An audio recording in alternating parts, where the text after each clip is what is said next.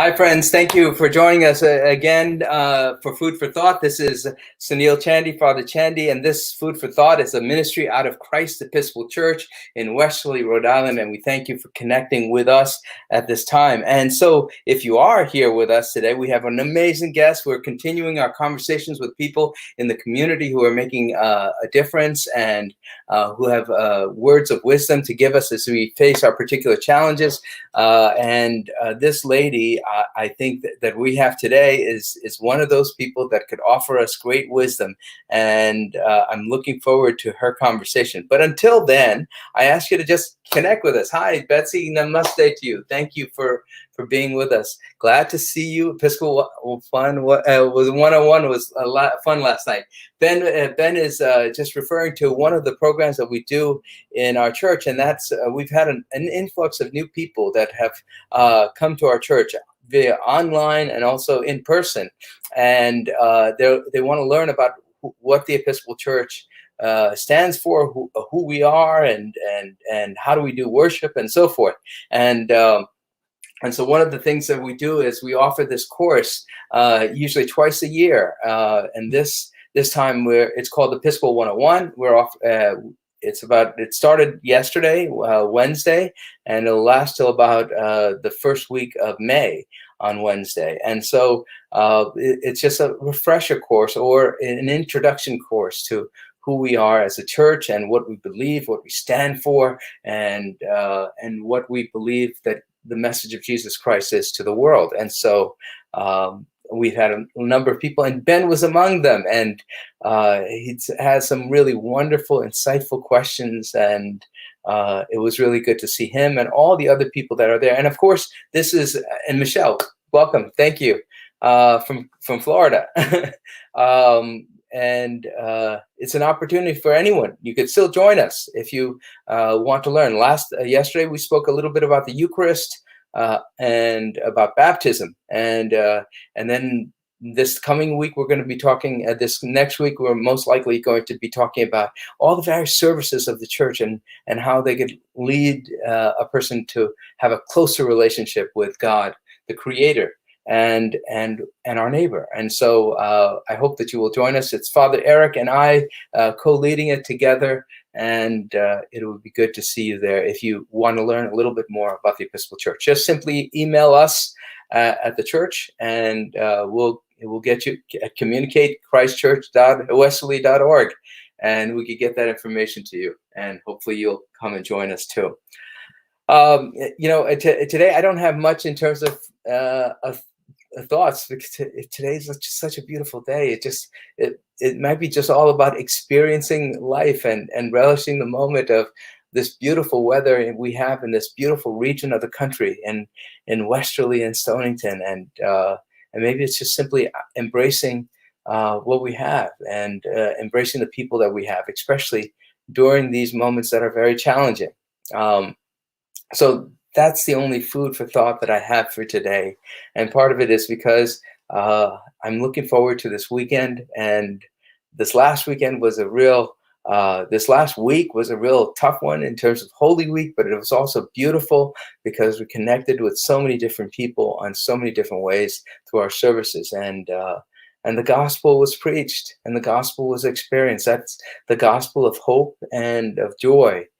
Even in the midst of challenge, was engaged, and we experienced it in our services, in the liturgy that was being done, in the music that was being sung, in the words that were being spoken, both in scripture and in preaching, and it was a beautiful experience. So this is kind of like for us Episcopalian priests, and maybe even priests in the Catholic Church and even in the Protestant tradition, this is kind of like a week that we kind of rebuild ourselves, and then all the wonderful things that we preached about, we try to practice this week as we try to slow down and engage.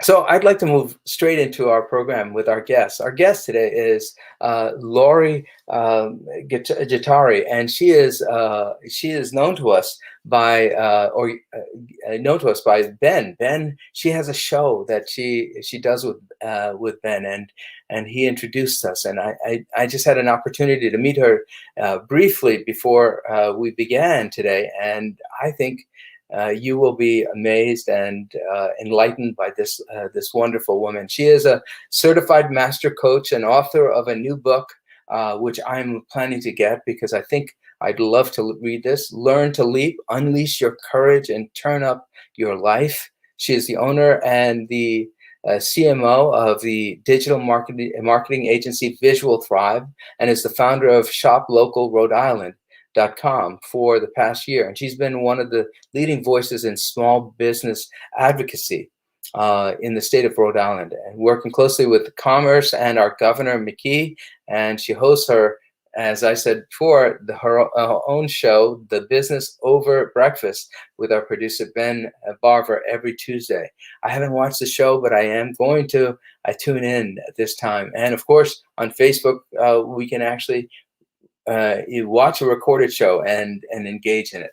So Ben, please bring Lori on board. Hi, Lori. Hi, good afternoon. How are you? Oh, I'm doing great. How are you doing? I'm doing great too. And you're right. This weather is just fantastic. Yeah. Oh, so beautiful. You know what? Yeah. There's a Robert Frost poem that I always refer to. It's and I'm paraphrasing, but in order to appreciate the spring, you have to go through the winter. Right. And so this idea of enjoying this beautiful weather is kind of like a metaphor for life. Right. Sometimes we have to go through the challenges of life, and we've all been through that, especially our nation and our global community with COVID-19. But now it seems as though the spring is coming, and so we have to appreciate it, relish it. Yeah.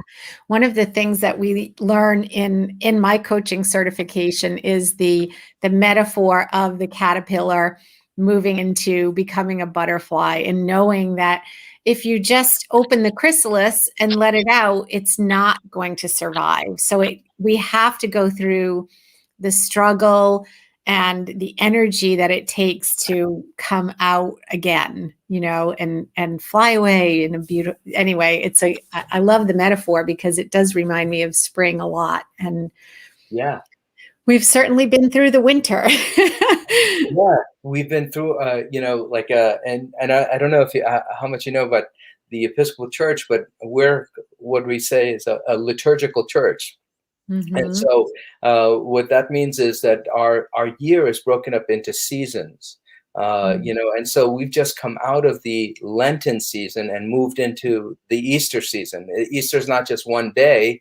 It's actually 6 weeks for us. And we celebrate resurrection and renewal and hope and joy through these next 6 weeks. And so, and Lent is a time where we're meditative, and these episodes I was fun when the worlds come by, but Lent is a period where we go through the wilderness and we try to learn about even the challenges. We face those challenges, and our bishop said about this season in particular, we have been in the lentiest Lent ever lented.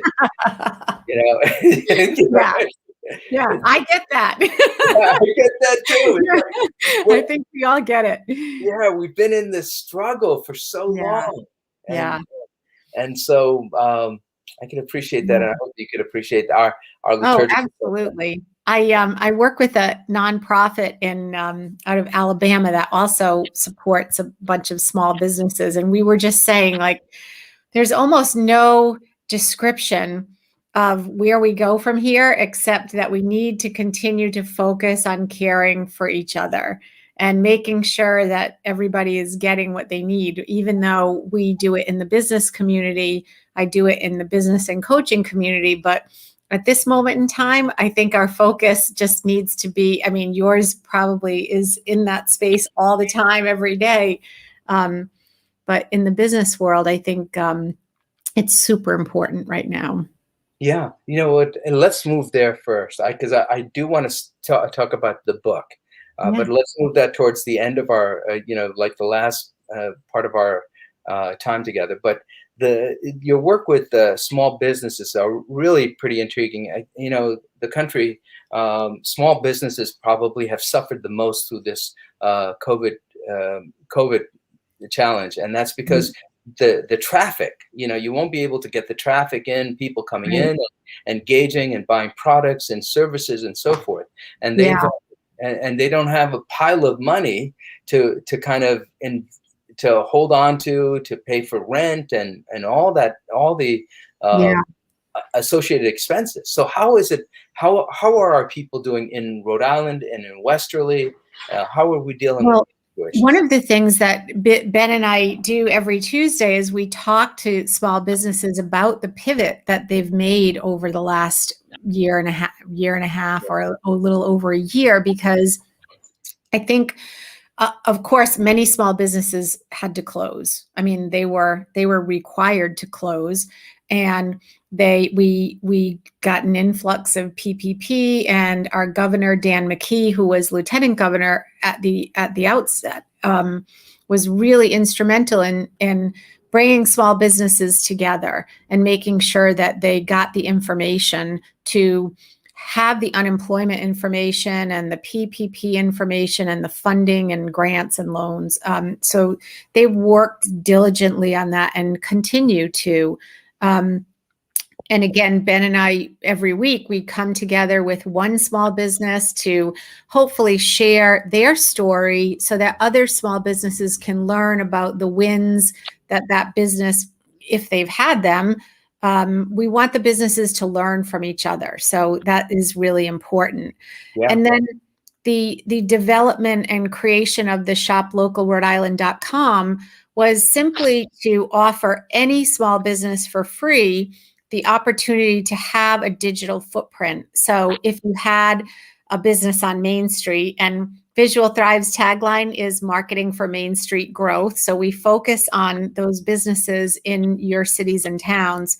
And we wanted to give every business that wanted one a digital platform so that their customers would know, where do you pick up curbside pickup, or what are our hours, or are we closed for a week, or just to be able to go into that page and update on their own so that they could use that link to their own customers and to their own networks. And we now have 2,000 businesses on the site, and we are about to launch that into a full-on Rhode Island marketplace in a couple months. So all those businesses will be able to put their wares online. We do have what we call the freemium level for businesses that have 5 or less products. They will stay on for free. But then there are other membership levels for any other business that wants to do that. We plan to, take no percentage of sales or shipping. It's just a membership. Wow, that sounds pretty amazing. Now, this was 2,000 members so far, right? Yeah. And when did you start this, though?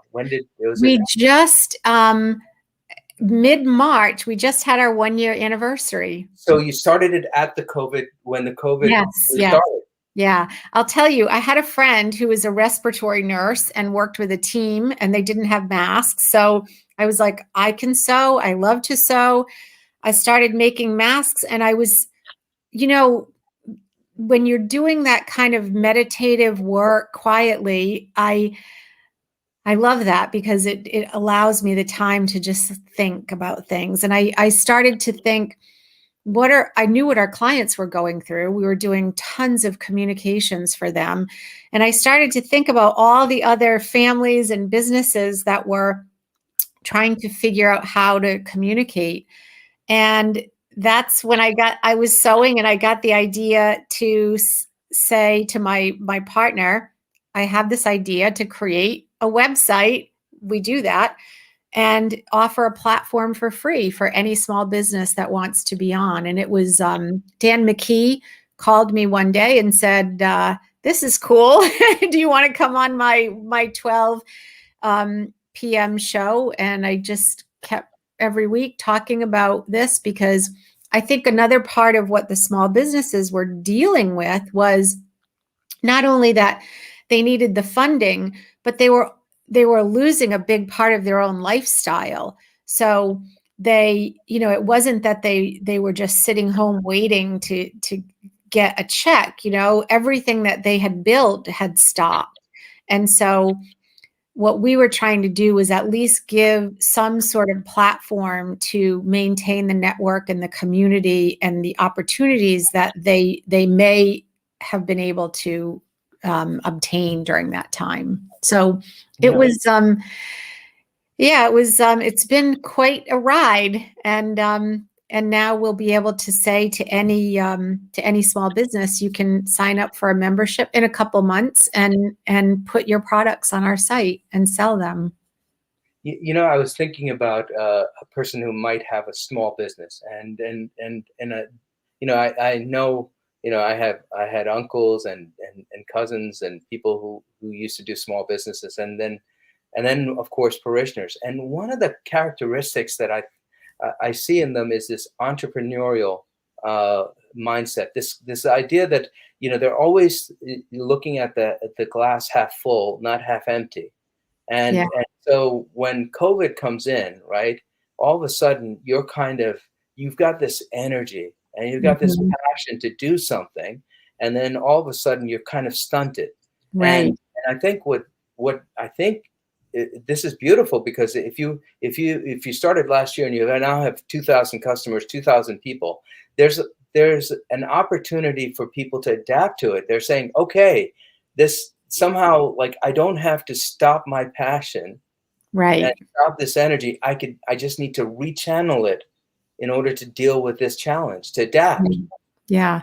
Well, and like you did with your church, that adaptation had to happen quickly. For some it did, and for others it didn't. And so it was really an opportunity to just spread the word and make sure that the businesses knew that even though they weren't connecting on a daily basis, we were supporting each other, and that there were people out there that could reach out and get information, or and I think that's one of the things, and I keep going back to our show, but I mean, one of the questions that we ask is, how did you pivot within your business? And it's always interesting for me because depending on the business, there are all sorts of little ways that businesses have had to pivot, and it only comes from the small business owner knowing their own business, like it's their family. Yeah. I love this, the partnership between this private and government too. It's not that government takes away the problem. Right. Government helps these people to be creative, and right. and in order to, I mean, part of it is like, yes, I could make it easy for you to stay at home, right? Right. But the problem with just staying at home and doing nothing is that you're not engaging in this stuff. Right. And the challenge that we have, like we said, like the chrysalis, right? Yeah. The challenge helps us to be the butterfly. Yeah. And, and we don't want the challenge because, oh my God, it's so hard. It's so difficult. Right. I have to learn something new about computers. I have to learn how to do Zoom. Or think of every teenager that you've ever known. I know. Yeah. Where it becomes like an emotional battle for each just getting out the door. Yes. But this idea about, even Dan, saying, look, what is it that you need to help these people get the tools they can in order to deal with this situation? And because it only makes them stronger, because once you're in that situation where you've faced this challenge and you're growing from it, then you're saying, okay, now the next challenge, I'm okay, I could deal with it. Yeah, exactly. I mean, I really feel for businesses that that got to a point where those challenges became devastating to their lifestyles. And so I hope that's kind of what I was saying earlier, as we come out of it, to continue to get that information and whatever tools might be needed. I mean, we know that so individually, this is, I won't go to my book yet, but this is part of it. Individually, we all have tools that we know are going to really support your internal being. And as a person operating externally, we know that health and wellness and achievement and relationship is important. And then as an organization, we know that those collaborative networks and the ability to learn from each other and operate in a world, for I would say a purpose. Not all businesses feel like that, but to use your skills in the world and give back. I think that all of those pieces can come together and create a really amazing community. And Rhode Island is small enough to actually embrace all of that, which is one thing I really love. I do too. And we can talk about the book. Actually, I was heading on over there right now because I think all of this speaks to even the title. I love it. Learn to leap, unleash your courage, and turn up your life. How did you come up with the concept? Well, the concept of the title or the concept of everything. I mean, the title, and also, I mean, the title speaks to, for me, it shows a person who wants to embrace the challenges of life, and who's not afraid, who knows that it takes courage to do that. Yeah. Well, one of the things, and I write, a joy-filled life takes courage. That's on the back, because I think that when people want to make changes in their life, it feels like, for me, it always felt like jumping off a cliff, and realizing or believing, and these are all things that I write in the book, that there is a golden safety net there, and it's always going to be there. And once you learn that there are other factors at play, I'm very much belief on the universal energy and that greater spirit.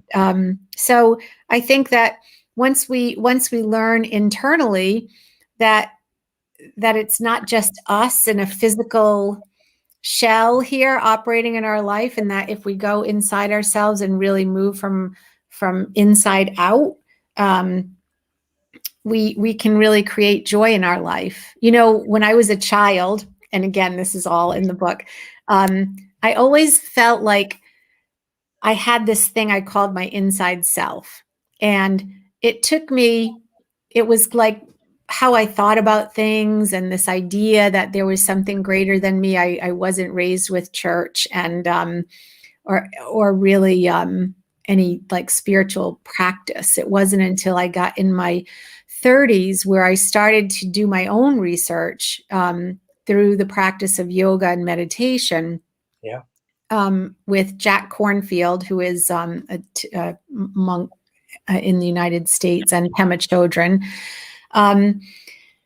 really studying what I had already been practicing but hiding. And I call that my inside self, and I swore nobody would ever, ever, ever know about that. I would just, that was like going to be the strangeness of me.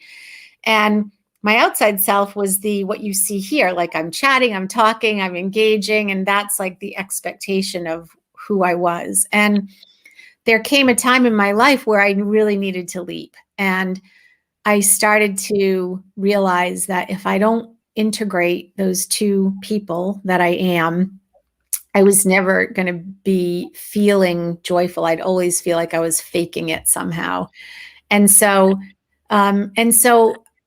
in that process, I was actually 36, and I went to a therapist and I said, I got to tell you something. And it was like a big secret, and he was like, oh no, like, you're good. That's pretty normal. So I had this like thing that like, oh my God, something was going to happen if I exposed this idea of just loving to be in silence. I don't know, is something in me. I can stay in silence for hours at a time. I love it. And so I started journaling, and nonstop all my life I've had a journal.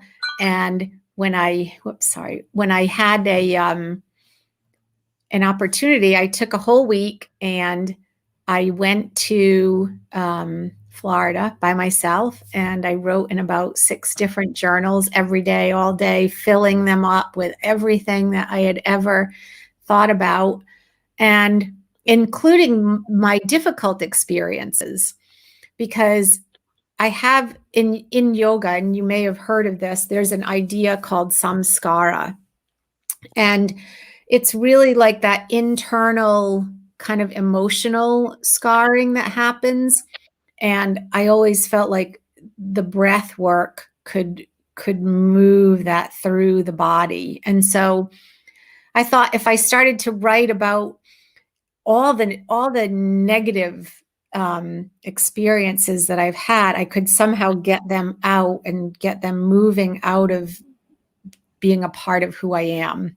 And so the book is a culmination of those very personal experiences, but also the coaching aspects that I learned in becoming a master coach, that I hope will help others come back to themselves over and over and over again and find the joyful things. You know, in coaching, we usually say it's a lot about what you need to get rid of in your life before you start bringing more stuff in. So yeah. Wow. I just feel like I was rambling. No, not at all. No, not at all. No, not at all. Lori, this is it's profound. And you know, and I understand what it means. And I think all of us do, to integrate all parts of your life. I mean, this is the thing about our world, is that it tends to compartmentalize ourselves, you know, Right. and all human beings, and we're human beings. That means that we're, you know, that we're being, and that has to kind of, and all of those beings have to be integrated somehow. And Yeah. I love your description of the false self and the true self, and knowing that, or feeling that all parts of you can be integrated so that you could be true to who you are as a person. Yeah. That's beautiful. Yeah. And I think this is offering wisdom to us. You know? Yeah. Well, and I think that for young people, you know, what is it that surrounds a young person's life that makes them think that that isn't acceptable? Yeah. And so to always be accepting of all, you know, as we grow, we get more and more socialized in how we think we're supposed to be. And more often than not, I mean, we're all fine and we're all good, and nobody really wants to hurt anybody else, or you know, so we can be all that we want to be.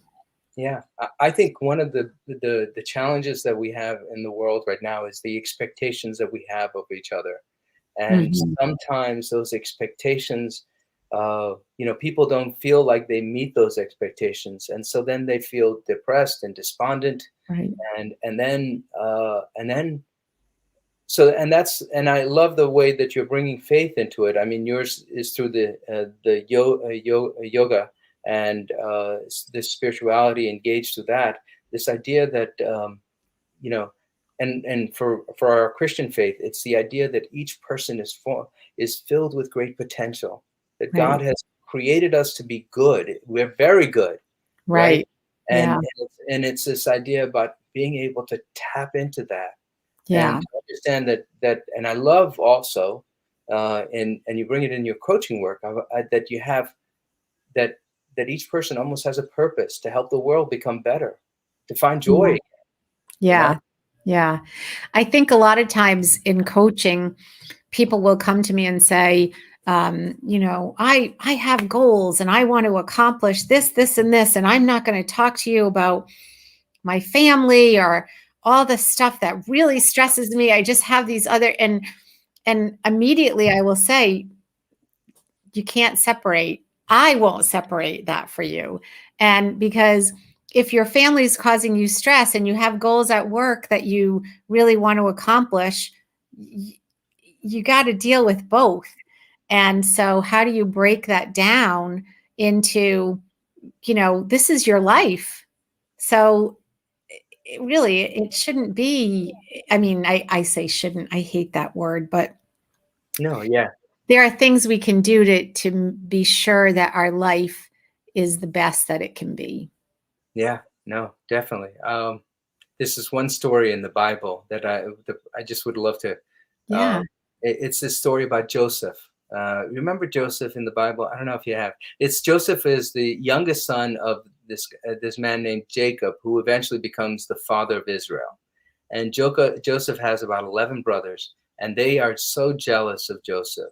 And in fact, eventually, though, what happens is they're so jealous because they feel like their father has Joseph is the favorite son, and eventually they try to kill him, and they actually end up they don't kill him. Somehow God protects him. They don't kill him. But they sell him into slavery into Egypt. And this is the story of how Israel went to Egypt, and he was sold into slavery in Egypt, and then he had so many different trials in Egypt, and he was going through all of this stuff, but he never forgot his faith in God, the faith that he learned from his parents, and then it became his own faith.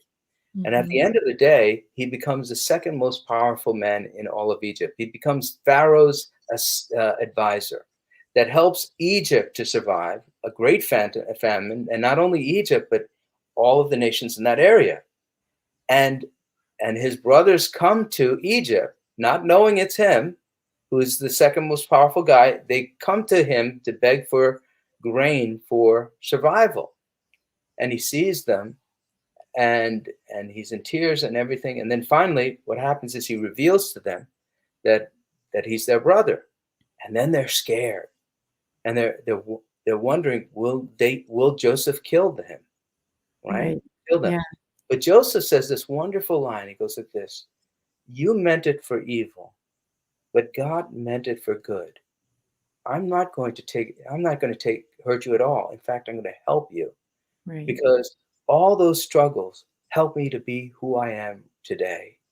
All those challenges that I faced and how I faced them, they helped me to be the second most powerful man in the world, and a man who also knows how to pass on grace and forgiveness and joy." Right. And so That makes me kind of cry. I love that. it's a beautiful story. It's Yeah. the story of the Bible, and it's a story of religion and faith and humanity, you know? Yeah. Yeah. It's great. It's great. It's beautiful. And so you just said that. I mean, all of us, every part of us, even the stresses, become our source of salvation if we engage it. Yeah. And I think that's such a great message just for today, because I think that there are so many people that, I mean, we have been through the winter for sure, right? We've been through a lot of struggles, and this idea of even the struggle of the last year or the last 10 years, they have happened to make all of us whoever we are today. And if we can just embrace that at this moment, we can all just kind of be stronger inside ourselves, to be more loving, to be more confident that, you went through that. And Well, I'm just so glad, Lori, that you exist, that you're in the world. And I'm looking forward to reading that book of yours. And again, I'd love it if I could get a signed copy. And I want to support you in it. And I'm looking forward to hearing, to really reading it. And maybe we could come back later. Oh, I love that.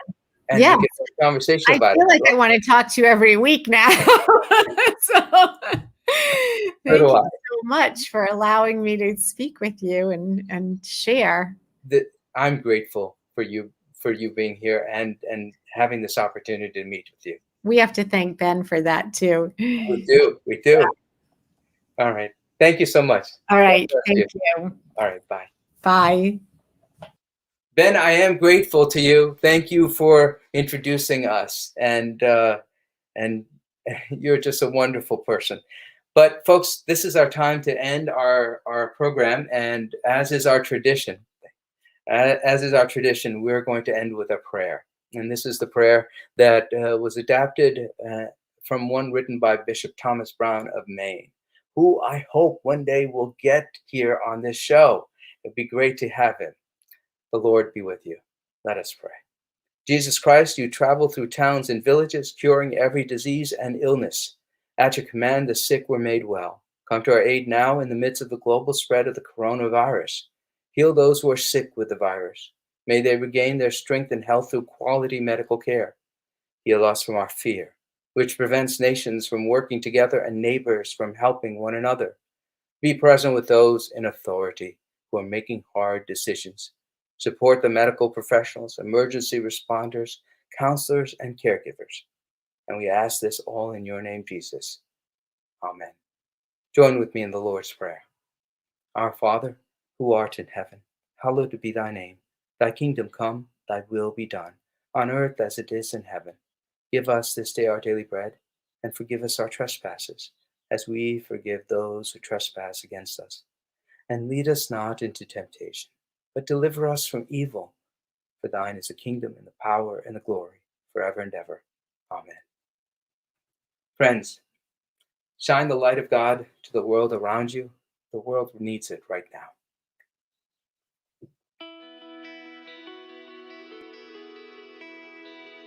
Thanks for watching. Did you know that you can join Christ Church from anywhere in the world? If you're feeling connected to what we're doing, email us today at communicate@christchurchwesterly.org.